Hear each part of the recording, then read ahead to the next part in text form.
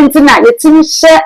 asonema enkom anase obi onye wa asoreba abontinso ni nkom se ube ane de force onyintum adentina won so yesofo no bi kala se won so ube ana obejale na de umnaku na hopo na ho so na tokotoku tiefo bi temek wa wonya yituma hyase pe ayituma yede ana akoko black and white obi ankope be film na me no kase ko obi ankope bi sofo pani bi do wajiji obe otwini mu ni betenya pe di etini wo pa ade ba akope empire bo ne fasting so wo tinyame sumase na wo tinyame na de nyame akire kwan ya enyi wo chinye wo nyame en kase chinchine atwan se bibie be sibia ejase nyame yede ema wo odi bibie ebe hinta Opambour akado so wo se ye no kore se nya no kore se wango kwa hifa no fuliba enhwe ho ebe mu a ebe kasa asema beka nya na be mu akobasa de no nipa be ebe nya flu onya wi flu eti kwanchire a mede ma Opambour ne se onfa nya manya ko onye chukotokulu onfa nya 2 weeks daddy Opambour ana mede ma so onya so 2 weeks on fasting 2 weeks.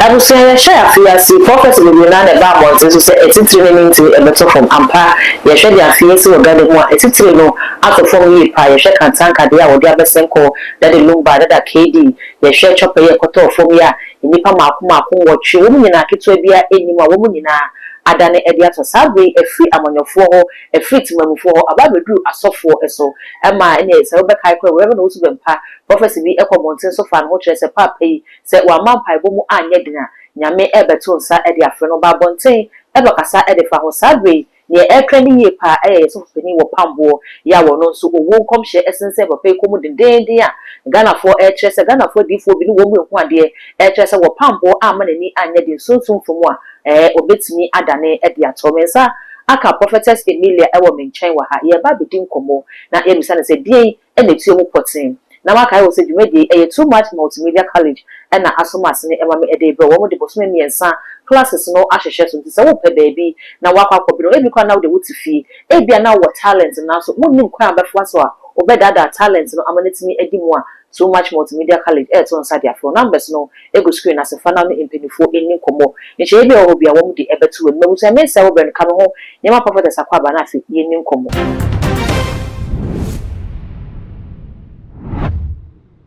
mare mu akwaba ye nya mame bibi aboko nyame adu de nyame ase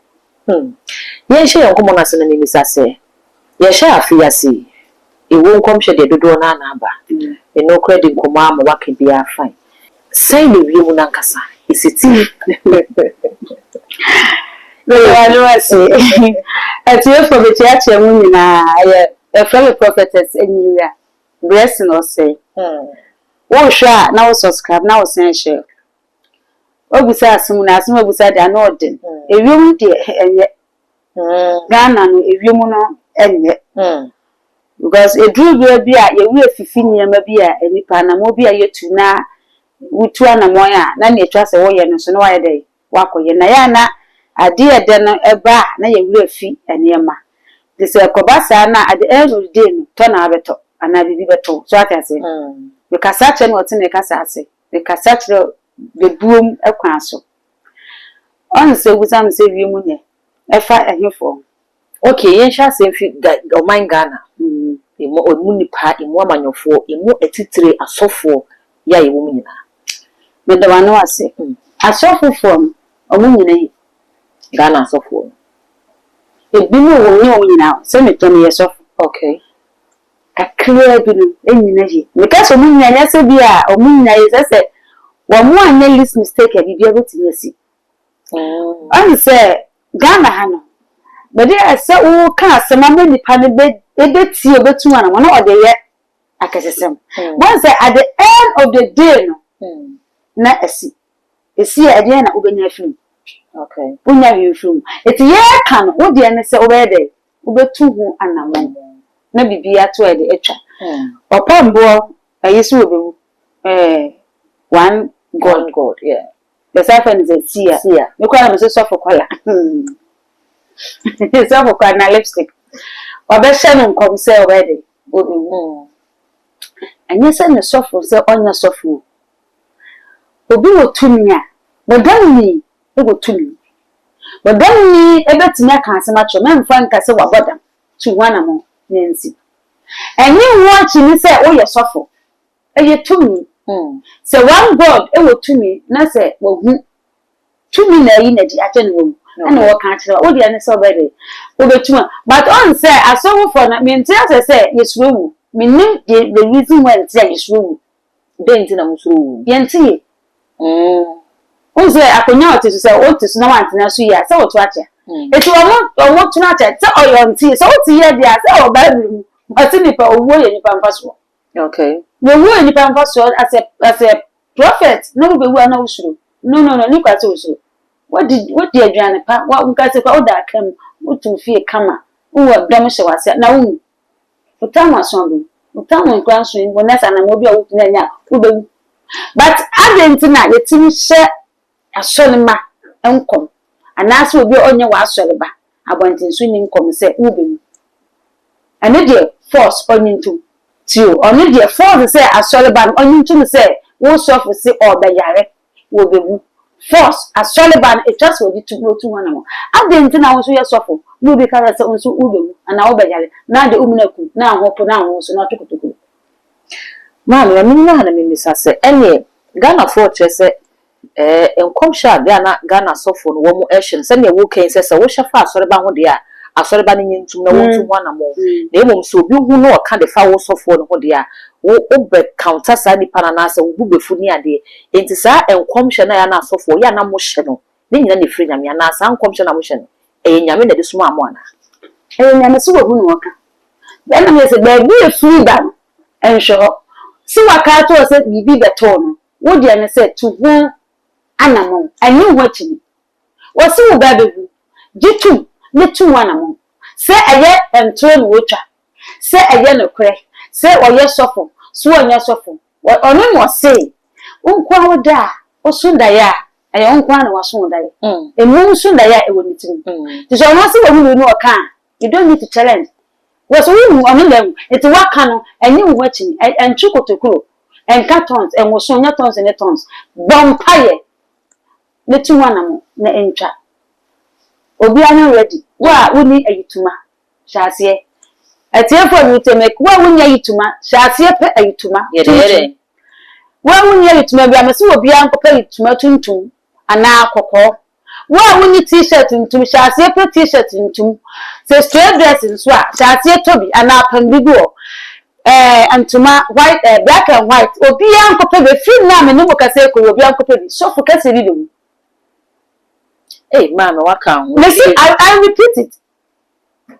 wo Ghana asara na Kumasi Eduwa Ghana omayimu eduwa Kumasi we say eduwa ya beti ho asem anche we say wa wunya yituma kopra yituma wa wuni kwabene kopra kwabene wa wuni t-shirt ntum kopra t-shirt ntum wa wuni black and white nso kopra bi because Saturday yituma ebedwa ana Sunday nso ya asida aswale megwa Sunday black and white ya kono so for penny odo anche very soon mama ye beba mesan ba mo akire me se wo de ewu modi na ewu me yenkran ha ana Kumasi na mimi se Ghana yes dadie bi twadadie Bible say ni woti emu no so che ni wo wiase enti me ye sofo minim tumi etimi mu minim nyamde ne ye adwuma ana wo se wo hu bibi nyame ada bibi a eye wo nko na wo hu ye me sofo na wo se nyame aka bibi a twa afa me hu no ne etimi mu ne nka ne wo ka ne nkyere me ye you never know me sum no wo na ne wo de ne dina kyere me ye minim me ho jime ho digi nyame me sum ne date na wo se by and you think na obewu no because you are challenging yourself and you think na do ye ti mu no say ya no kra say ne tu na no kra dia the same thing and ne ti obi nso ya no kra obi ka ne nyame na obi nyina ho yes anything I'm saying wa wunya yituma kopra yituma me mo obi adi ya bombe yi me mo obi me say wa wunya yituma free na ya me no mo kasa ya mo pa yituma ni t-shirt ntum ne black and white because bu ba kwa ajikase so for penny bi do wajidi obe o twini ni betenya pe so for just you say ye ka owu a owu adi eti ni owu pa adi ba akope then empire bone fasting na me ka secret Boko aso na so ka se ubewu Oko bosu no ka se ubewu. Oko mala mo ka se ubewu. Oko dunsi no ka se ubewu. Na utimi gina e wo gigi Bempah ye fasnia. Ba bia o crash bia nsa beka. Man, what is specific prayer? I want ye can't tell no. No, so and young same bed will be a solo Bempah. My young who's medical how to pray. Who's empire, empire. Until I hear Christopher young empire banana. Bempah specific problem now, ye can't also move in international Bempah. They die a grandma within. Now grow independent and as a do dear grow. Oh, when the baby and moon cassa. Because of say, I didn't know, ye answer. You cut to me, and not say, who so for not say you don't have a power. You cut to me, 2 million apala, 2 million and mean or bar, 2 million and mean Bempah, 2 million a year to me. Okay. What in a 2 million? You cut to me, I didn't know. 2 million or year to me. It's in your 2 million pair. I'm of fun. You're 2 million penal, and will you be beardy a children? Once that you were suffer, you were a default, you were elder, you were player, you were not to fall, you were no bobine. I didn't think a Yamanka send your opinion yet or default, but also was sunrise day or there will be as an it's. I'm not too good default, and so say. You don't have capacity like me your default dear as I say no then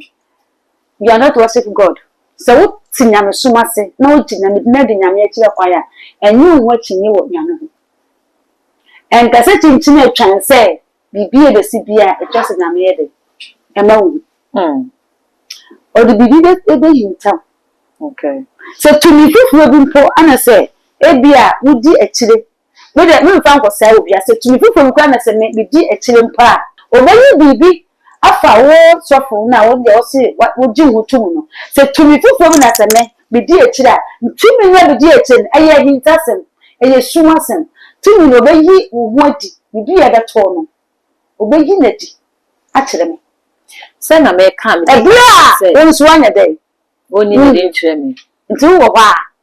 wanya krefa ebetimi abede abeto eti ni kwa se oju wati ne se chinchine twan se me mete me yesofo me mete akraketo mpo e kan asem kire me a me restin me nyi ho akini na yakopon ebebo nipa na oni nipa be ni bisa se nyame yes but sofo me all knowing God na woni ade nti na woni no sa aka asem me hu se go nipa. Okay. On so on the apple. So onim but ade onim no you don't need to say it so onim die ni kwase why dey waka wasi manu no go say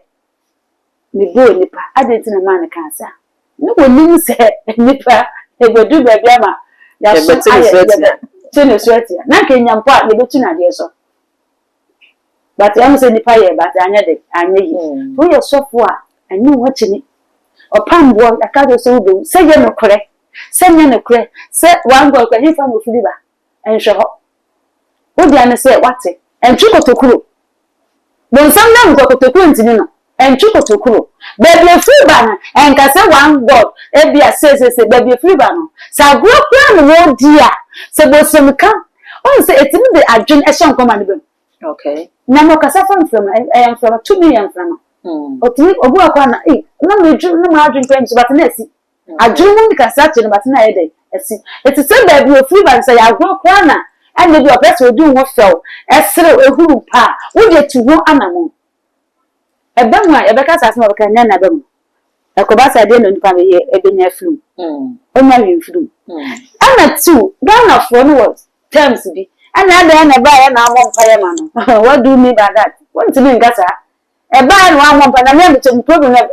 da no so make me akoba amon pa na wo de nya nya agwa me na nya nya da ho anyi tagi agwa ebeto kwantifi ewu eya ebeto ebetwa nka na so na nya nya dom ada na bi atu obi na nipa na e kan na de nsa su bu sese ya me na nkoba amon pa no then say wa problem ya na nya me yi na di kire mu then obo ho pa ya say obo ho pa ni enye bibia na obi ye yi bibi kire a wa a message ene dia ma se koka Wona ntimi ya reja ko kache ala se me nyame me nsu ayede ato se be nsu be han se to wa fan so na enya message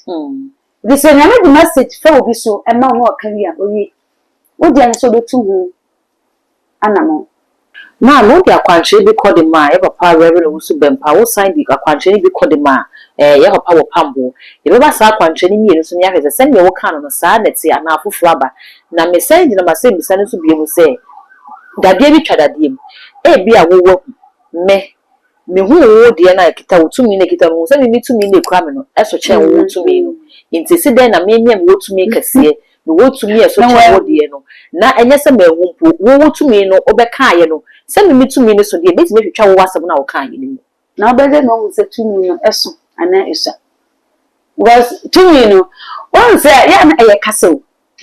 do bia na kase ensewe won se enyepe anso won se ne na ewa se we newa but nye pa ne sha kokroboto no we ni sha but em fam se we ni sha no etim cover ni na sa net your spiritual realms and because then also for me say you be say we be first dimension, second dimension, third dimension. Into the higher you go, the deeper you see. It is said yes, so for maybe our first dimension near what third dimension no be who no so change your first dimension. It doesn't matter say what 9. We do not 9 dimension, no be so one. We who he say I catch you. Over 9, but we do not 1. Ebe tine who ahintase bia dey aka akiro okay emfa woni ba bia ugina emfa woni yokuta tumi eye baibonsam obi oye baibonsam oye powerful obi oye baibonsam oye too powerful power but nye one year baibonsam so for klobetini akri baibonsam na to but nye yizi but obetini ayede eyi na to so that you it is so we na 9 and we na 10 and found on 9 we na found you do not one bet me who ahintasem ketua bi adai akwa ketua ba wiasem da be wo panyinu ba wiase e bi kwa wo 75 80 years akwa 5 years bet me aka asem bi afa wo 85 years say obeto okay it you ka tumi nye ba bia wugina baby ujina na ahintasem ye secret okay it will no secret no say some ya spiritual soap ekutami na we ekutami o na me di kosie aha baby me na menim se wati no bi nso edi nte no bi nso egu so na kosie ene ka se secret ayo secret a odi kosie but no bi nso etel obede no wo ye wo ye bia no bi nso di wachi but obede no wo eti ya ka tumi nim se akwala tumi nim oba obema tumi nim opanyin tumi so far as nipa nkuta tumi nim kwa de na wogina na ye tumi one enso ye tumi okay it's really na ye tumi ni ye tumi de de enti eti se wogina na ya ketua no one no ebetime hu intasem you don't need to challenge okay wogina na se wobetu ho anamo afi me hwe da obi ya wo kwan ofaso ehu na ade okay obi a okwan faso ehu ade to obi okwan na ade okwan faso de hu ade no e dangerous it make you ato emfa won ne wo ye emfa won ne sa e betimi aboa tine bia me kase on se ye Christopher ya me ye we fi kase bebu bi a Yesu kayo o se pray in that season ye mo mpaye ebre a enye dey ye mere ananyesa e dey ntin wo kasa but ye nim Christopher ye nim dey ntin Yesu kasa e secret when you realize that Bible ni ye wo but ye rusua ye mpa ba ne bo but ye mo wasi ye mo mpa ye edra enye dey ye mre e secret but asem ni reason ni sente o kan asem ni reason ni say and o kan asem e ye mo mpa ye edra ye mre de bia ye mo mpa ye de bia edra ye ma me na botai ni sente ye kwa ye be ye ni pattern ni te ya but before for akaya oni no there be many that is the secret it is because you know the secret you don't need to challenge we say any time and happen na come na my akaya nwa menzo but before for akaya nwa but when you dey ehu that they say we no be do osunwa to me ehu a only na danger obi omeka ada na o challenge yourself enye achini wo to me onu so wo to me eti wo to me no wada na chi ehwe ne say wewu ana to me bi nso jam wan de bia na wo hwe eti wo hwe onu so hu ade dia onu so be ka kire obi na mani pana be ka kire enti etiefo so obi ka bibia kire wa enye no achini wo dia ne say bompaye wasi ye mompa ebra ye mlen secret ya na me Yesu kan ni na say abri abribia ne bonsam enenam ye kwa ye de awongumo a eka ye ho ye kwa ye de bibia mu ne no omo anenam ekwato ani ne de ewu wasonso nti omokata ntina ade kutawa etimi hwim ntina atams ye kasa ye se hweyi o wo ho ban hweyi o wan hwe betimi de wan si dipe obetim da je okla so atiase wo ho obi kuta tumi kra woni senka me no kase na me sawo se ha yankran woni ngase bo na medu kumase okay aso se letia ani ye kasa ye wo tu pa che ne ye kasa aso bo hun se na me ye de medu kumase a me ye ade foforo so na me no kasa ewa ha that is the power tina me chem se ye ka tumi a nsuya ade atamso no emfa wadwun kwanye obi die waka ne so emwa bibia fa odie se wunu ana wate na wafa na nso so de bia ede asua de Prophetess aso na wo me physical se ete ne kasa ene ka ne sunsun sem ne mo kasa ne kasa kire no ti sunsun sem ase wonte me kasa na se a wonte ate da this what na se adwun ho akwa akiri na problem say asofo no gu na omuni ani no akeka nsem bi akire members eti ama saa nsem no wo de omu gide na mo wi ahye se wo bie nipa nani ama na suya bibi afiri mu no na wode aye ahweyie no obeka asem a ne sofo aka akire obwa enya ne kure wo na wunni but e wo ho asa wo ka bayi asem wo na wunni but bayi wo ho wo ka tumi asem wo na wunni but tumi e de e wo ho bibia na e wo ho enyi wo chin ye betoy e da so wo ho bibia mu e wo ho ye obi ka se obi wu a na ode obi e ba fu wu a na ode ko asema be say wa wunni agituma pra agituma ne pe t-shirt ana black and white and tuma black and white ye be kwa yi enche wo ka hu bi mo ye hwe asem hia ye baba YouTuber so ne o kire died because ne bia ye kora de be kora yi na ye hwe wo de akwanche bi ko my papa revenue so Bempah and afi wo di be so ko my papa wo Opambour me misa say directions na wo de buy no sa na tie se ne wo kan no sa na da so te bibia sesa de no mo sanye mfa ho direction de ntisan bia na fi no bi hwe wo ante direction input ma me tin bi mai so after no bi hwe me direction de ntisan direction na me de ma me papa Owusu baba na say omo mpae no nya fasting say obi ka say bompae me mi say oni waja de but wa fa say ye ade a go say o fast de ka wadanfo eyewu ana atoto omo nyina so so that say bompae ye fasting de me no say ye normal because so no ko bompae okay ana o ye fasting ebi so na ja onye fasting bi na okotwa fasting so ama obi sa na ya na lazy sa but when de enkwanche na ba na say onye fasting no mo mpae se bi bo ni pukra na eba na akoma Nyankopon ba de ebe hu mo but at the end of the day so no ono kwa so say ono onye fasting bia onye kwanche bia me papa Opambour dia me de man say wan go is wo ana me say oso obewu a e ma na nye twintwan ontwe kotokuro onfa kotokuro no nto na mom ontu wana mom won hwe ba bia wan go ifira oba o ya sofo a ye tumi ana ma ya sofo wan go nso no ofiri ba nso no so ye tumi ana omma ono so ye tumi this all do tumi so o ya sofo now di nyamedi na wo tumi dia you need to pray prescription beba ya na asofo ye wi afi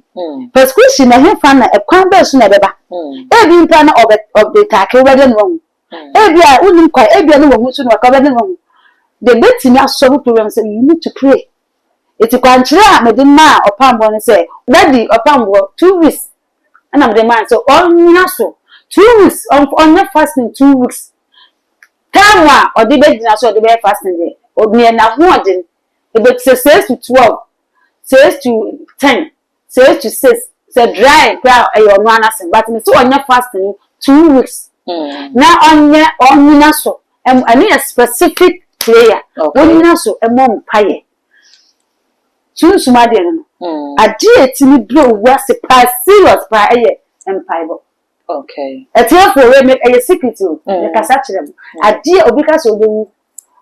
Owu asem na make no. Yade de e be ba ya yebu obi na etwa se uye bibi. But e fa owu no. Yetimi ton obi kra.